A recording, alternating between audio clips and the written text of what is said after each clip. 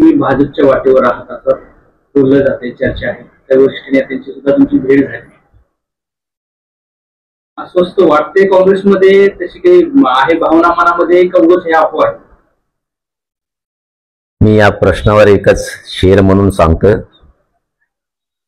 आईना बनने का हर जाना मुझे भरना है मुझे, आईना बनने का हर जाना भरना है मुझे, कब का टूट चुका हूँ बस अब बिखरना है मुझे, ये बताए मुझे सादे दिल और कितने इम्तिहान देना है मुझे.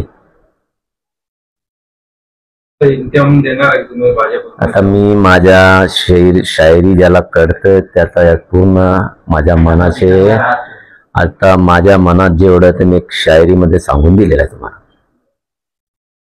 काँग्रेसमध्ये बिखरण्यावरती काय तुम्हाला कोणी मी त्याच्यावर तुम्हारी हजारों सवालों से मेरी खामोशी से न जाने कितने राज को पर्दा करती है. राज किती दिवस राहणार आहे? मी आता सांगितलं, बघू. परवा दिवशी आपण बॉम्बस्फोट करणार आहे असं म्हटलं तर काय असणार? नाही, ते वेगळं बॉम्बस्फोट होता. त्या बॉम्बस्फोट असा होता की संगीता नगराध्यक्ष असताना भ्रष्टाचाराचा खोतकरने जे केलंय ते असं आम्ही कोणी फॅमिलीवर जायचं नाही जायचं असं आमचं पण ठरलं होतं. पण त्यांनी माझी फॅमिलीवर अटॅक केलं. तर माझ्याकडे फार प्रूफ आहे.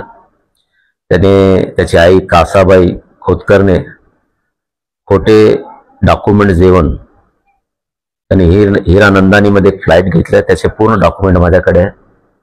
आणि त्या डॉक्युमेंटमध्ये त्यांना असं लिहिलेले, माझ्याकडे आहे, तुम्हाला वाटलं तर मी देतो, की मला महाराष्ट्रात घर नाही आणि मी किराणे राहते.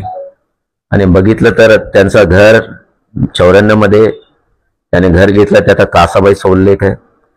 त्याने जे फॉर्म भरून दिला त्यात असं लिहिलं की मी भाडेकरू आहे. आणि भाडेकर कोण? वाडेकर आहे.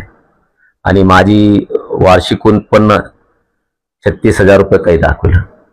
आणि जर बघितलं तर त्यांच्या 500 एकर शेती आहे.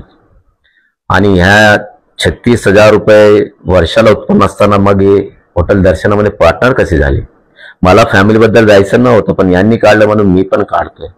माझ्याकडं फार आहे. त्याचा जावाई कोणत्या वर्षात क्रिकेट खेळला, 19 वर्ष, एक 22 वर्षाचा असताना तो अंडर-19 खेळला. माझ्याकडे सर्व प्रूफ आहे. आता मी त्याच्या मागे लागणार आहे.